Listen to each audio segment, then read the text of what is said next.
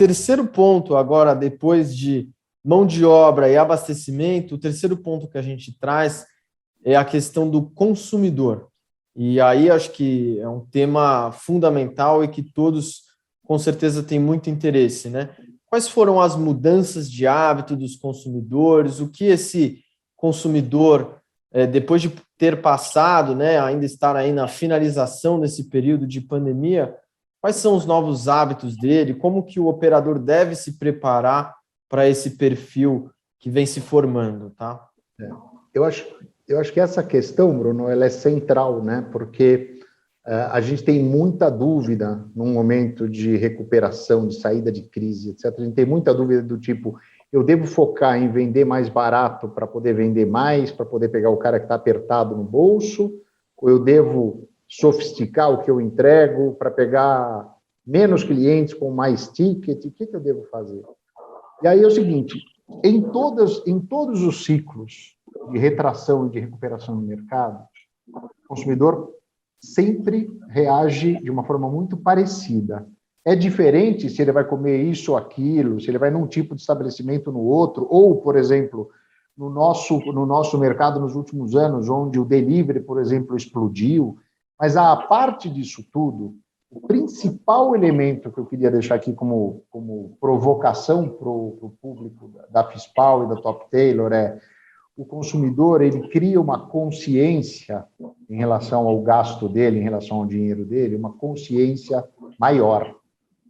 Amplia a consciência, a sensação de valor. Então, eu sempre costumo dizer para os clientes, para os parceiros da gente, o seguinte, a pergunta que você tem que responder nesse momento de mercado, mais do que nunca, você tem que responder a pergunta que é o seguinte, eu valho a pena para o meu cliente?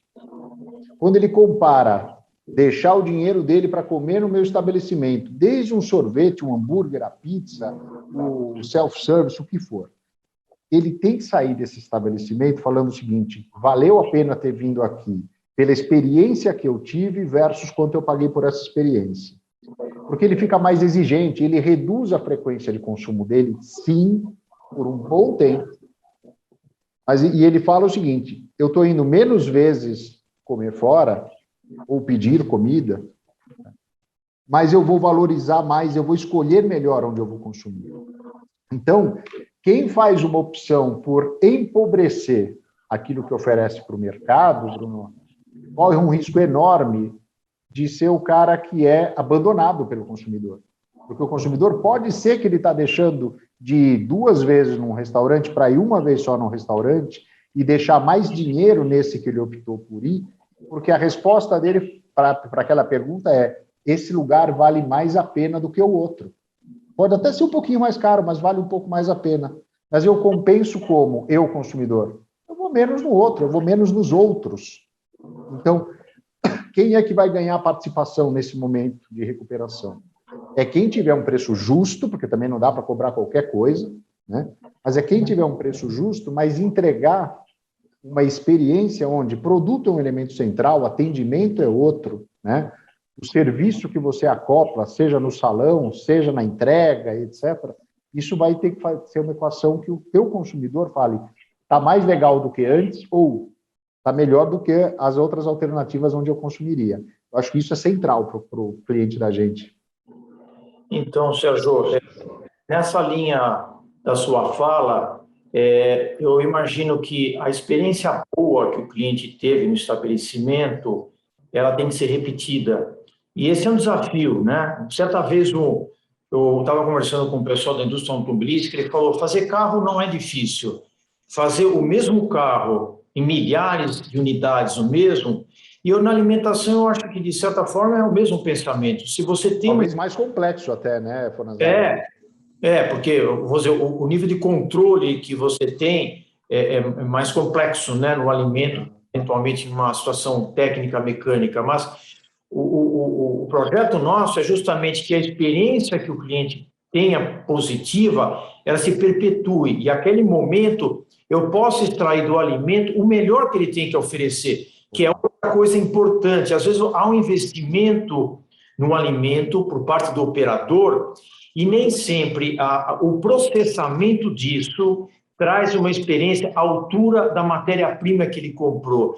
Então, ele investe na matéria-prima, há uma preocupação de trazer a melhor experiência, mas essa transição entre a matéria-prima in natura e o resultado final, que é o alimento que ele está oferecendo, às vezes ele se perde ou não se mantém homogêneo ao longo do tempo. Pessoal, falando do alimento, tá? Há uma preocupação muito grande na compra do alimento, que é a origem de tudo que eu vou oferecer para o meu cliente, né? A gente expende muito tempo, com toda a certeza necessário, busca fornecedores de qualidade, e quando eu vou processar, ou eu tenho uma instabilidade nesse processo ao longo dos dias, ou eu não consigo extrair o melhor dele. Então, esse é um desafio que nós também assumimos junto ao nosso parceiro operador, que ele tenha com um domínio pleno e a satisfação do cliente sendo sempre repetida. Quem não foi num restaurante porque gosta de um determinado prato ou uma determinada sobremesa, e quando eu volto lá, o que eu espero? Ter a mesma sensação daquele. Quando eu sou criança, que às vezes eu estou fazendo a minha formação de valores, e lembro da minha infância de consumir determinado produto, e quando adulto trago, enquanto adulto, aquela lembrança da minha infância. É uma coisa espetacular a área alimentícia, então nós temos uma obrigação de fazer com que isso se mantenha perene ao longo do tempo. Então essa é a minha fala da nossa preocupação junto ao operador, que isso se mantenha de maneira repetitiva ao longo do tempo. Super. Já que agora o Sérgio ele não quis quebrar o protocolo, eu gostaria de quebrar eu mesmo, tá? Eu acho que você colocou um ponto muito interessante da experiência com o produto no restaurante. E pela minha vivência no marketing aqui da Top Tailor, quando temos visitas de clientes, elaboramos alguns testes, é muito interessante o momento em que a gente desenvolve uma receita para o cliente. Então, a gente consegue buscar exatamente a experiência que ele quer trazer para o cliente dele. Então, a gente busca trabalhar muito isso dentro de casa, né?